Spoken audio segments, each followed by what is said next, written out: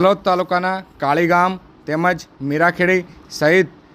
ઝાલોદ તાલુકાના વિવિધ વિસ્તાર ખાતેથી પ્રકૃતિ મિત્ર મંડળ દ્વારા કુલ 7 સાપોનું રેસ્ક્યુ કરવામાં આવ્યું હતું,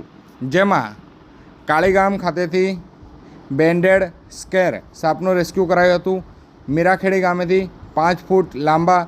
રેડ સ્નેકનું તેમજ મીરાખેડી ગામેથી 7 ફૂટ લાંબા રેડ સ્નેકનું અને લીમડી ગામેથી કોબરા સાપનું તેમજ સુથારવાસા ગામેથી 6 ફૂટ લાંબા રેડ સ્નેકનું અને કાળીગામ ગામેથી જે અજગરનું રેસ્ક્યુ કરવામાં આવ્યું હતું અને મીરાખેડી ગામેથી પણ 4 ફીટ લાંબા રેડ સ્નેકનું રેસ્ક્યુ કરવામાં આવ્યું હતું। આમ પ્રકૃતિ મિત્ર મંડળ અને વન વિભાગ દ્વારા જે